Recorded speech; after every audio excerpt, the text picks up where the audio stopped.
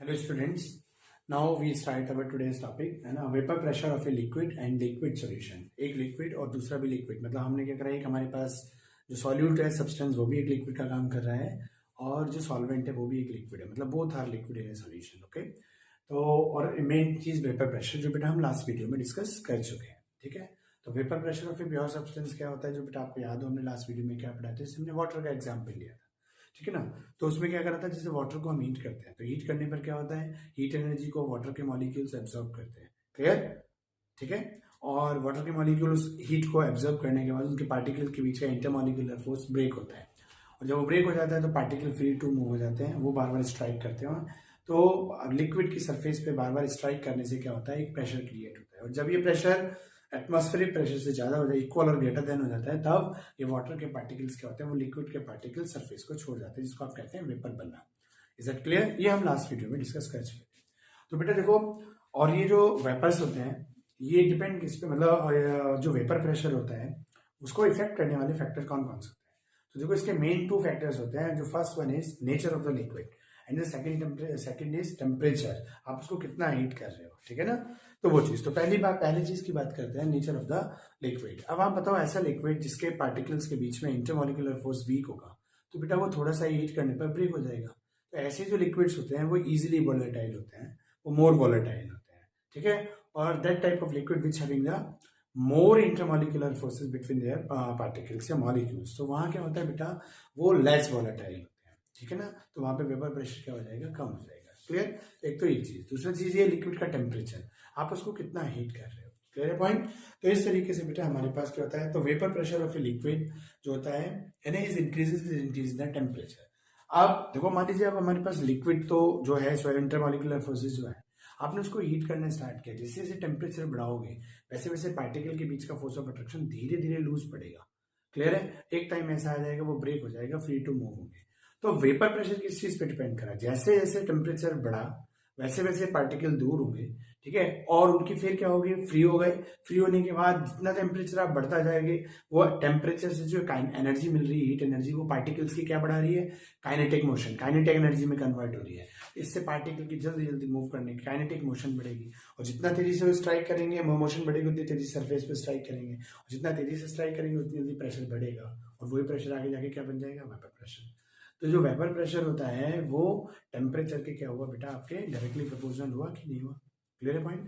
तो ये दो फैक्टर्स होते हैं जो हमारे बेटा वेपर प्रेशर को क्या करते हैं, इफेक्ट करते हैं। Is it clear? चलिए अब हम बात करते हैं आज के टॉपिक। ये तो हमारा क्या हो, मैंने आपसे बोला 2-3 मिनट्स में क्या करते हैं, हम पुरानी चीज को रिवाइज कराते हैं, जिससे आपको आज का टॉपिक समझने में प्रॉब्लम नहीं है। Is it okay? चलिए बेटा, तो अब हम बात करते हैं vapour pressure of a liquid in a liquid solution. जैसे फॉर एग्जांपल हमारे पास क्या है कि हमने बेटा कोई लिक्विड लिया। ठीक है, हमारे पास पहले तो उसके मॉलिक्यूल्स हैं, पार्टिकल्स हैं, ये जो मैं ना बड़े बड़े पार्टिकल्स बना रहा हूँ, ये क्या है, उस लिक्विड के सब्सटेंस है। फिर आपने इसमें कोई और सब्सटेंस भी ऐड किया, मान लीजिए आपके पास बीकर में है ना कोई और लिक्विड सब्सटेंस है, उसके भी पार्टिकल्स हैं। Clear point? आपने इसको इसी में ट्रांसफर कर दिया, तो हमारे पास क्या होगा, मानो मैं ये छोटे पार्टिकल जो बना रहा हूँ बेटा, ये दूसरे लिक्विड के पार्टिकल्स है। चलो मैं इनको डार्किंग कर देता हूँ, जिससे आपको क्या रहे, क्लियर रहे कि जो होलो पार्टिकल्स हैं वो एक टाइप के हैं, और जो डार्कन पार्टिकल्स हैं वो दूसरे टाइप के। Is it clear? तो इस तरीके से बेटा हमारे पास क्या है, दो तरह के लिक्विड्स हमारे पास हो गए।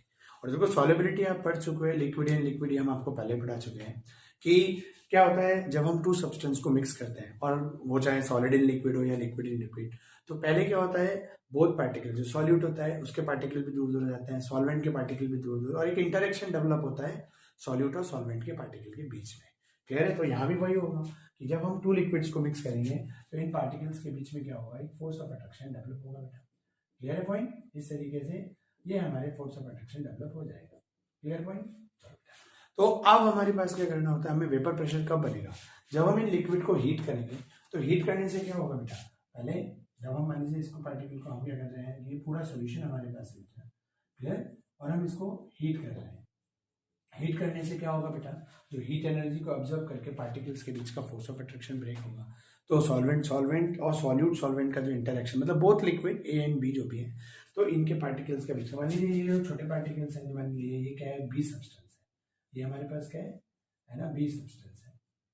और ये जो पार्टिकल्स थे पहले से, ये हमारे पास क्या है, इसमें ए सब्सटेंस है। क्लियर है भाई? तो इस तरीके से हमारे पास क्या चीजें आई, ए और बी सब्सटेंस जो हमने मिक्स की, तो ए और बी के बीच में भी एक फोर्स ऑफ अट्रैक्शन डेवलप हुआ है, ठीक है ना बेटा। चलो अब वेपर प्रेशर क्या है, तो देखो मैंने कल भी बताया था जब मेरी लास्ट वीडियो थी कि एक प्योर सब्सटेंस का जो वेपर प्रेशर होता है वो केवल उसी सब्सटेंस के इंटरमॉलिक्यूलर फोर्सेस पे डिपेंड करता है। लेकिन जब हम एक लिक्विड में, एक सब्सटेंस में एक दूसरे टाइप का सब्सटेंस मिक्स कर देते हैं तो वेपर प्रेशर ऑफ सॉल्यूशन में चेंजेस आते हैं, ठीक है ना, क्योंकि अब सॉल्यूट और सॉल्वेंट का एक इंटरेक्शन डेवलप हो गया। पहले सॉल्वेंट सॉल्वेंट के पार्टिकल का इंटरेक्शन था and both having the different type of intermolecular forces. Is that clear? चलिए तो बेटा अब देखो हम क्या करते हैं, इसमें चीज आती है, अब वही चीज सेम कहानी यहाँ पे भी होगी बेटा। जब हम हीट करेंगे तो हीट करने पर पहले ये पार्टिकल के बीच का जो फोर्स ऑफ अट्रैक्शन होगा धीरे धीरे ये ब्रेक करेगा, और ये ब्रेक करने से क्या होगा कि जब ये पार्टिकल फ्री टू मूव हो जाएंगे तो ये बार बार क्या करेंगे, जिगजैग मोशन, कभी इधर कभी इधर, ठीक है, यहाँ स्ट्राइक करा फिर ये जाके स्ट्राइक करा, तो डिफरेंट डिफरेंट मॉलिक्यूल जाके क्या करेंगे, सरफेस पे स्ट्राइक करेंगे। और वही वाली चीज कि यहाँ पर ऊपर से क्या लग रहा है बेटा, एक एटमॉस्फेरिक है ना प्रेशर लग रहा है। Clear point? तो जो एटमॉस्फेरिक प्रेशर लग रहा है बेटा हमारे पास, क्लियर पॉइंट, जो हमारे पास यहाँ एटमॉस्फेरिक प्रेशर है, क्लियर पॉइंट। तो जब नीचे से जो सॉल्यूशन में हमारे दोनों बोथ टाइप के पार्टिकल्स हैं, इनके द्वारा बार बार स्ट्राइक करने से जो प्रेशर क्रिएट होगा, जब एटमॉस्फेरिक प्रेशर के इक्वल और ग्रेटर देन हो जाएगा तभी सरफेस छोड़ना स्टार्ट कर देंगे। Clear point? चलिए तो एक चीज तो ये हुआ। अब देखो तो हमारे पास देखो एक चीज तो होता है प्रेशर होता है ना, एक होता है पार्शियल प्रेशर।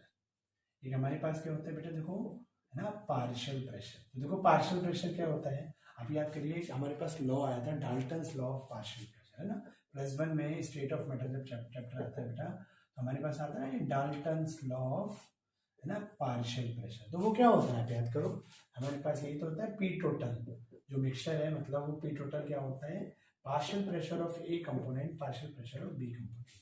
तो वहां हम क्या करते थे, हम यही तो करते थे, हम 2 टाइप की गैसेज ली, जैसे मान 2 या 3 जितनी भी गैसेज मिक्सर में, मान लीजिए हमारे पास ए गैस है और बी गैस है, मैं ये अब इसको गैस है और ये बेटा हमारे लिक्विड है, तो दोनों को रिलेट करेंगे अभी हम, क्योंकि देखो Dalton law of partial pressure किस पे था याद करो आप, +1 में वो गैसेस के लिए था कि when more than 1 type of gases, मतलब एक से ज्यादा तरह की, 2 भी हो सकती है, 3 भी हो सकती है, 4 भी हो सकती है, जब डिफरेंट डिफरेंट गैसेस एक दूसरे में मिक्स हो जाती हैं, तो जो मान लीजिए ये रूम है, इस रूम में हमने एक क्लोज चैम्बर बनाया और उसमें हमने A B C D 4 type की गैसेस ली, उनके कुछ मॉलिक्यूल मोल्स लिए, तो हर गैस का अपना एक प्रेशर होगा, और चारों को मिक्स कर दिया तो चारों का प्रेशर को हम ऐड कर दें, है ना, कि pressure of A, pressure B, pressure C, pressure of D मिलके क्या बन जाता है हमारा टोटल प्रेशर, ठीक है, जो इस रूम की इंटरनल वॉल पर, इनर वॉल पर एग्जिस्ट करेगा, एक्सर्ट करेगा। क्लियर है भाई? तो अभी उस प्रेशर को हम क्या बोलने लगते हैं, partial pressure of A gas in the partial pressure of the B gas. ये मैं आपको क्लियर कर चुका हूँ, ठीक है ना बेटा। तो वही चीज अब आप ही बताओ बेटा, वेपर प्रेशर का मीनिंग क्या है, ये भले ही लिक्विड थे ए और बी के पार्टिकल्स, लेकिन वेपर प्रेशर बनने का मतलब क्या, अब इनके बीच का जो लिक्विड को बनाने वाला जो इंटरमॉलिक्यूलर फोर्स था वो ब्रेक कर चुका है, और अब ये फ्री टू मूव है, और जब एटमॉस्फेरिक प्रेशर ज्यादा हो जाए तो ये वी गए क्या कहते हैं, सरफेस को छोड़ के चले गए। जो सरफेस को छोड़ के गए तो क्या हुआ कि इन्होंने अपना एक गैस की तरह काम करने लगे, बिहेव करने लगे, ठीक है। तो इसीलिए Dalton law of partial pressure ही यहाँ पे लग जाता है, ठीक है। तो यहाँ पर आप ही बताओ ये किस चीज पे डिपेंड करेगा कि जो हमारा पार्शियल प्रेशर है, आप समझे क्या है, ये पार्शियल प्रेशर पी ए क्या चीज है बेटा, अगर मैं बात करूं जी, पी ए क्या चीज है ना, पार्शियल। अब इसकी बात करते हैं, अगर हम लॉ में गैस में, तो ये partial pressure of A gas होता है, लेकिन अब हम तो लिक्विड की बात कर रहे हैं, हमारी ये चीज इस पे डिपेंड करता है, इस पे। तो लिक्विड में वो क्या चीज कहलाएगी, पार्शियल वेपर प्रेशर, ठीक है ना। तो ये क्या हो गया हमारे पास, पार्शियल, है ना, वेपर प्रेशर ऑफ, है ना, लिक्विड ए, क्योंकि वेपर प्रेशर तो किसका होगा, लिक्विड का। Clear point? इसी तरीके से जो हमारा पीवी है वो क्या है, partial vapour pressure of liquid, है ना, बी। ये समझ में है? इसी तरीके से बेटा जो हमने लास्ट वीडियो में पढ़ाया, भाई मान लो ये तो पार्शियल है, मिक्सिंग के बाद का है ना, ये जो है मिक्सिंग के बाद का, मिक्सिंग से पहले जब इंडिविजुअल होगा बेटा तो उसको क्या बोलेंगे हम, vapour pressure of pure substance. तो ये हमारे पास क्या होगा, vapour pressure of pure liquid, है ना, ए। और इसी तरीके से जो हमारे पास पी नॉट बी होगा बेटा वो क्या होगा, vapour pressure of pure liquid B. Clear? और बेटा आप ही जानते हो कि बेटा जो प्रेशर होता है वो किस पे डिपेंड करता है, नंबर ऑफ पार्टिकल्स पे, ठीक है। हम हेनरी लॉज में भी डिस्कस कर चुके हैं, भाई जितने ज्यादा पार्टिकल्स होंगे, है ना, तो उसमें ज़्यादा क्या होगा, उतनी ज़्यादा वो क्या होती है, उसकी प्रोबेबिलिटी होती है स्ट्राइक करने की। नंबर ऑफ मॉलिक्यूल, इसीलिए जो हमारा पार्शियल प्रेशर होता है बेटा वो किसके डायरेक्टली प्रोपोर्शनल होता है। तो अगर हम इस पे जाएं तो जो पार्शियल प्रेशर होता है ना, तो partial pressure of A gas जो होगा बेटा वो हमारे क्या होगा, डायरेक्टली प्रोपोर्शनल किसके होगा, mole fraction of component A. Clear. जब हम इसको हटाएंगे तो यही चीज हमारे पास क्या बन जाएगी, partial pressure of A is, है ना, भाई हम जब कांस्टेंट मतलब डायरेक्टली प्रोपोर्शनल को हटाएंगे तो ये कांस्टेंट देंगे। तो ये कांस्टेंट क्या है बेटा, यहाँ पे जब साइंटिस्ट लोगों ने पता किया तो ये क्या है, उसी चीज के कंपोनेंट का जो प्योर लिक्विड का जो वेपर प्रेशर होता है ये क्या है, तो फिक्स होता है। समझ में गया। तो ये हमारे पास चीज आ गया उसका पी नॉट ए और एक्स ए। एक चीज ये बन के आई अपने पास। इसी तरीके से मैं ये कहूँ partial vapour pressure of B, है ना, कंपोनेंट जो होगा वो किसके बराबर होगा बेटा, आपके पास एक्स बी के बराबर होगा। ठीक है ना बेटा। तो इस तरीके से हमारे पास क्या बन जाएगा, ये पी बी इक्वल टू क्या हो जाएगा, P not B into X B. तो हमारे पास ये दो रिलेशन बन के आए, पी ए और पी बी के। क्लियर है पॉइंट। क्योंकि देखो अब आप देखो रिलेट कर पाए। देखो डाल्टन्स लॉ जो है वो तो किसके लिए था, Dalton's law of partial pressure ये गैसेस के लिए था। यहाँ हमारे पास दो लिक्विड हैं, लेकिन दोनों लिक्विड भी हीट करने पर क्या है, वॉलेटाइल हैं।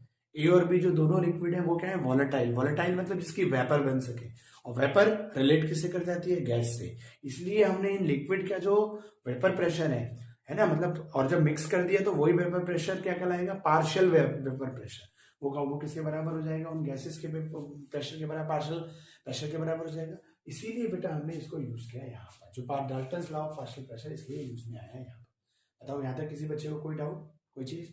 अब देखो बेटा ये दोनों वैल्यूज अगर मैं इसमें पुट कर दूं, मानो ये इक्वेशन नंबर 1 और इक्वेशन नंबर 2 आया, है ना, अगर हम इसको दोनों को वैल्यूज को कहाँ पुट कर दें, इसमें, तो हमारे पास क्या बन जाएगा कि ये वाली चीज, इन दोनों ही वैल्यूज को अगर मैं यहाँ पुट करूँ, इन दोनों ही वैल्यूज को, तो हमारा रिलेशन क्या बनेगा, आप खुद ही देखो बेटा। पी ए की जगह मैं क्या रख सकता हूँ, है ना, पी नॉट ए और X A plus P V की जगह क्या हो जाएगा, P not B X B, है ना। और अब ये क्या है, देखो मोल फ्रैक्शन ऑफ ए और मोल फ्रैक्शन ऑफ बी। और देखो हम क्या हुआ एनसीईआरटी की बुक में बेटा, जो हमारे पास बी है, बी को सोल्यूट मानती है और ए को क्या मानते हैं हम, सॉल्वेंट। ठीक है नहीं। तो किसी भी से आप किसी भी एक के उसमें कन्वर्ट कर सकते हैं, कोई बड़ा इश्यू नहीं है। तो हमने क्या करा बेटा, ये जो ए है पी नॉट ए, इसको मैं ये लिख सकता हूँ, है ना, 1 अपॉन एक्स बी। वही होता है ना X A plus X B equal to 1, तो मैंने वही एक्स ए की जगह क्या कर दिया, 1 माइनस एक्स बी। ठीक है बेटा। तो इस तरीके से ये हमारे पास क्या बन गया, P not B X B. आप इसको ओपन करोगे क्या हो जाएगा, पी नॉट ए, है ना, और minus P not A X B, और प्लस में क्या हो गया, P not B X B. आप देख रहे हो दोनों में क्या कॉमन आ रहा है, हमारे पास पी नॉट ए, है ना, इन दोनों में क्या कॉमन आया, एक्स बी कॉमन आया। मैंने एक्स बी कॉमन निकाला, वो भी प्लस में, देखो प्लस का एक्स बी निकाला मतलब मैंने इस हिस्से से निकाला, तो ये क्या हो जाएगा, पी नॉट बी, और माइनस में क्या हो जाएगा, पी नॉट ए हो जाएगा, और इक्वल टू ये क्या चल रहा है हमारा, पी टोटल। तो मैं यहाँ लिख सकता हूँ कि जो पी टोटल है वो हमारे पास हो गया P not A plus X B, है ना, और P not B minus P not A. तो that is the relation for, इसको बोलते हैं हम, ये कहा जाता है बेटा, इसके लिए क्या बोलते हैं, राउट लॉ। ये किसने बताई चीजें बेटा, है ना, routes law for volatile liquid, for volatile, है ना, लिक्विड्स। क्लियर।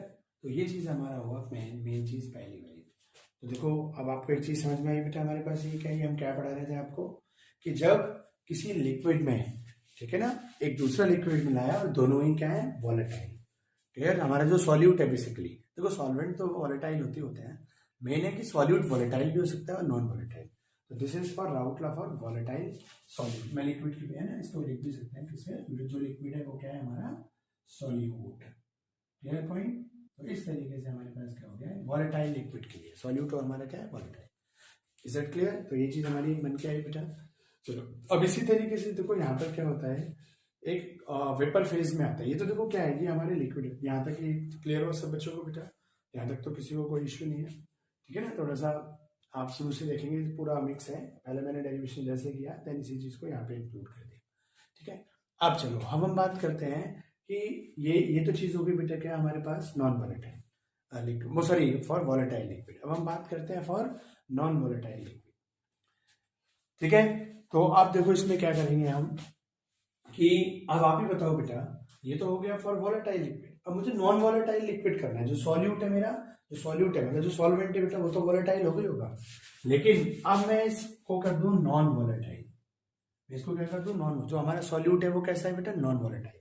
अब आप ही बताओ जब वो नॉन वॉलेटाइल है, क्लियर, जब वो नॉन वॉलेटाइल है तो यहाँ ये जो कंडीशन होगी ये पीवी बराबर क्या हो जाएगा, ये जीरो हो जाएगा नहीं हो जाएगा, क्योंकि फॉर नॉन वॉलेटाइल सॉल्यूट, ठीक है, ये हमारा क्या हो जाएगा नॉन वॉलेटाइल, क्योंकि वो वेपर ही नहीं बन रहा बेटा, और जब वेपर ही नहीं बन रहा तो उसका वेपर प्रेशर कहाँ से होगा, पार्शियल वेपर प्रेशर कहाँ से आएगा, वो क्या हो जाएगा जीरो। तो मैं इसी चीज में जो पीवी की वैल्यू रखी है, ये मेरी आप ही बताओ बच्चों क्या बन जाएगी, ये पीवी की वैल्यू को मैं इसी डेरिवेशन में क्या कर दूंगा, ये पीवी की वैल्यू मेरी क्या बन जाएगी जीरो। देखो इसीलिए मैं इसी डेरिवेशन में चेंज कर रहा हूँ कि जिससे आप वॉलेटाइल सॉल्यूट और नॉन वॉलेटाइल सॉल्यूट का डिफरेंस समझ सको। क्लियर है पॉइंट, तो पहला चीज तो आपको क्लियर हुआ ना, वॉलेटाइल बना वहां तो किसी को कोई इश्यू नहीं है, ठीक है, या वो नेक्स्ट वीडियो में लूँ, चलो ऐसे ही करता हूँ, इसमें कंफ्यूजन आप लोगों को हो जाएगा, तो नेक्स्ट वीडियो में ही करता हूँ, ठीक है ना बेटा, ये अपने इसी में रहने देता हूँ अभी, आपको आप इस पर नोट कर लीजिएगा, क्योंकि मैं इसी में चेंज करूँगा तो मुझे लगता है शायद कुछ बच्चे कंफ्यूज ना होते हैं, ठीक है। तो ये हमारे पास एक डेरिवेशन हुआ बेटा किस चीज का, कि vapour pressure of a liquid in a liquid solution, है ना, और दोनों जो हमारा एक लिक्विड सॉल्वेंट का काम करेगा और एक लिक्विड सॉल्यूट का, जो सॉल्यूट है वो कैसा है हमारे पास वॉलेटाइल, सॉल्वेंट तो होता ही है वॉलेटाइल, तो हमारा एक रिलेशन आ गया। तो बेटा पेपर में आपके इस पे राउटला का ये डेरिवेशन भी आ सकता है ना, राउटला फॉर वॉलेटाइल सॉल्यूट, और इस पे न्यूमेरिकल्स तो हैं आपके 10 ईयर्स में, अब बोर्ड्स में देखेंगे। अभी आपको देखो हेनरी लॉ पढ़ाया, ये राउटला हुआ, राउटला और कराऊंगा, फिर मैं आपको इनकी न्यूमेरिकल्स भी कराऊंगा अभी। लेकिन देखो बेटा इसमें एक चीज और है, एक छोटा सा ट्विस्ट और है, वो क्या चीज है, वो हमारे पास ये देखो क्या है, लिक्विड एंड लिक्विड था, ठीक है। अब इसी चीज में क्या आता है कि जब हम इनको मिलाएंगे तो ये जब गैस में जा रहे हैं, वेपर्स फेज में है, तो गैसियस फेज में इनका कॉम्पोजिशन और निकालना होता है, ठीक है ना बेटा, तो वो हम देखेंगे नेक्स्ट वीडियो में। क्लियर है भाई, ओके।